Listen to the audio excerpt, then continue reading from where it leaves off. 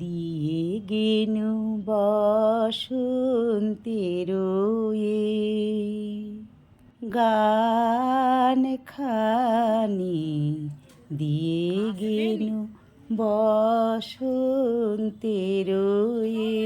নমস্কার বন্ধুরা, আমি ঘাটাল থেকে তোমাদের সবার প্রিয় হাসি খুশি মিঠুদি।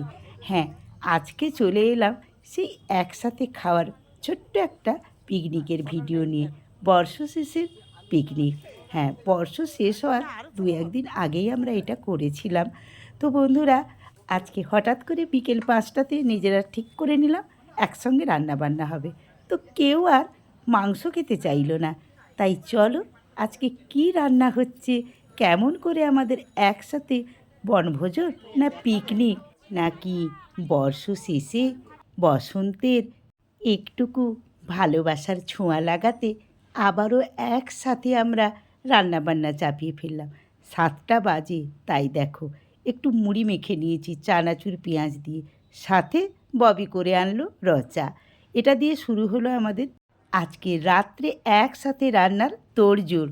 আনাজ কাটা শুরু হয়ে গেছে। তো আমরা বড়রা কেউ আর আজকে মাংস খেতে চাইলাম না।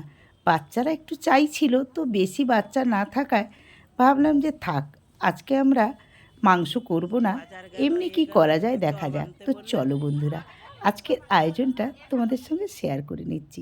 এই যে দেখো, আমি হাতা খুন্তি কড়াই নিয়ে রান্নার কাজে বসে পড়েছি। আমার এই বসা কাজটাই বেশি ভালো লাগে, আর এই পায়ের অসুবিধার জন্য তো বেশি ঘোরাফেরা করতে পারি না। তো প্রথমেই দেখো আমরা পটল ভেজে নিয়েছি, আর পাঁপড়টাও আমরা ভেজে নিয়েছি। 8টা বেজে যাচ্ছিল, তাই আনাজ কাটা হয়নি বলে আমরা আগেই ভাতটা করে নিয়েছিলাম। আর এই যে দেখো, আজকে মাংসের পরিবর্তে হচ্ছে কি বলো তো, জোড়া জোড়া ডিমের আলু দিয়ে ঝোল। হ্যাঁ, আর তারপরে এই যে এইটা গাছপাঠা মানে এঁচোড় কষা। তো আজকের আয়োজনে ছিল পটল ভাজা, এঁচোড় কষা, আর ছিল আলু দিয়ে ডবল ডিমের কারি। সঙ্গে ছিল আম আর টমেটো দিয়ে একটু চাটনি। শেষ পাতের জন্য পাঁপড় আর কাঁচাগোল্লাও রেডি হয়ে গেছে। রান্নাবান্না কমপ্লিট হয়ে গেছে। আজকে একটু দেরি হয়ে গেছে, তাও এই 10:30। সবাই দেখো খেতে বসে গেছে, বাচ্চাদের সাথে ছেলেরাও কয়েকজন খেতে বসে গেছে।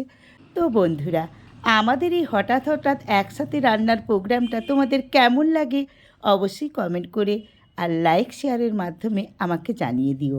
আর নতুন বন্ধুরা, তোমরা আমার চ্যানেলটাকে সাবস্ক্রাইব করে দিয়ে পাশে থাকা বেল আইকনটিকে অল করে দিও।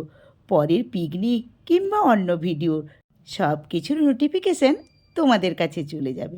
আমাদের খাওয়া দাওয়ার পর্বটা প্রায় শেষের মাথায়। এদের খাওয়া হয়ে গেলেই আমরা বসে যাব। হ্যাঁ, আমরা এই রকম যখন তখন আমরা একসাথে রান্না চাপিয়ে দিই। এটা আমাদের ভালোও লাগে। পিকনিকের আয়োজনে কি রান্না হবে, নিরামিষ কিংবা আমিষ, সেটা আমাদের কাছে কোনো ব্যাপার নয়। একসাথে সবাই মিলে রান্না করব, মজা করব, এটাই আমাদের কাছে ভালো লাগা বা ভালোবাসার একটা উৎস বলতে পারো। তো বন্ধুরা, আজকের ভিডিওটা আমি এখানেই শেষ করব। পরের ভিডিওতে আবারও তোমাদের সাথে আমার দেখা হবে, কথা হবে।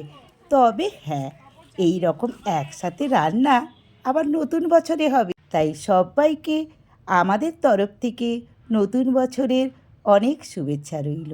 টাটা।